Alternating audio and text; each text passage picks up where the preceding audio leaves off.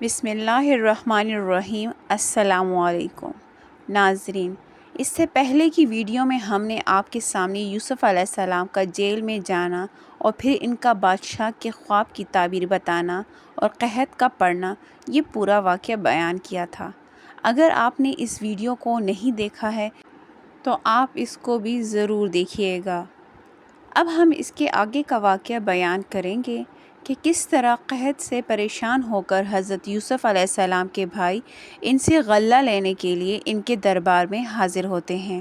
تو یوسف علیہ السلام کے بھائی غلہ لینے کے لیے فلسطین پہنچتے ہیں، تو آپ اس کو بھی ضرور دیکھیے گا۔ اب ہم اس کے آگے کا واقعہ بیان کریں گے کہ کس طرح قحط سے پریشان ہو کر حضرت یوسف علیہ السلام کے بھائی ان سے غلہ لینے کے لیے ان کے دربار میں حاضر ہوتے ہیں۔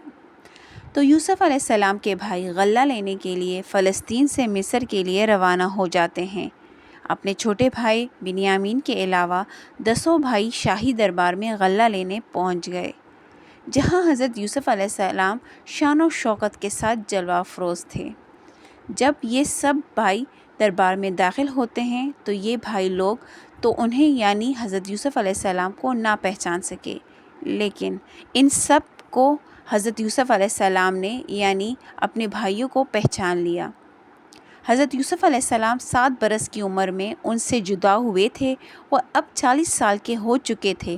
آپ نے مزید اطمینان کے لیے ان سے سوالات کیے اور فرمایا، تم مصری معلوم نہیں ہوتے، تمہاری زبان بھی عبرانی ہے، کہیں کسی دشمن ملک کے جاسوس تو نہیں ہو؟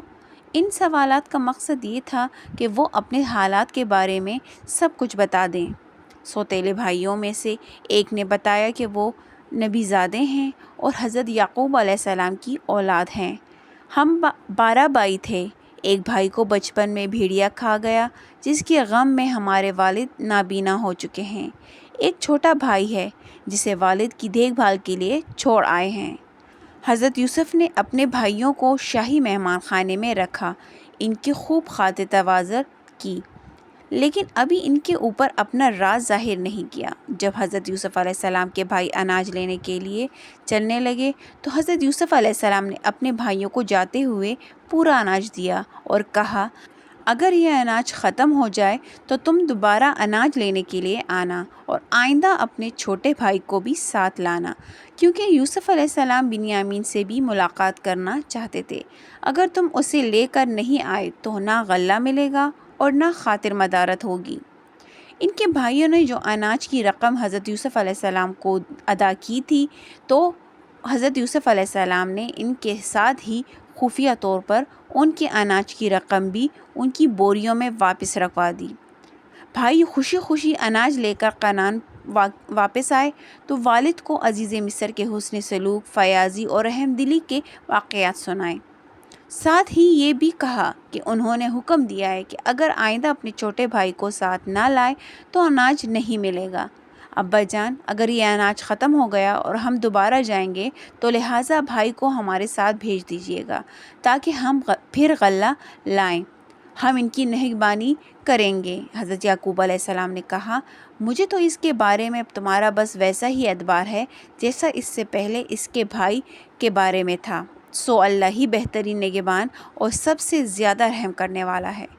کچھ دن بعد ہی حضرت یوسف علیہ السلام کے بھائیوں کا اناج ختم ہونے لگا تو انہوں نے دوبارہ مصر جانے کا ارادہ کیا اور بنیامین کو ساتھ لینے جانے کے لیے والد کی خدمت میں حاضر ہوئے۔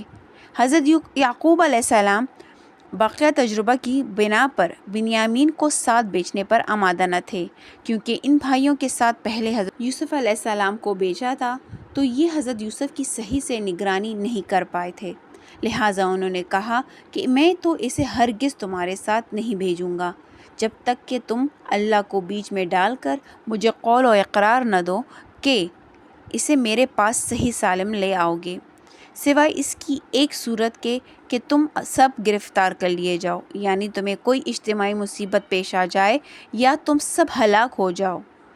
جب انہوں نے عہد کر لیا کہ ابا جان ہم بنیامین کی بھرپور حفاظت کریں گے، تو حضرت یعقوب علیہ السلام نے انہیں ہدایت کی اور بنیامین کو ساتھ لے جانے کی اجازت دے دی۔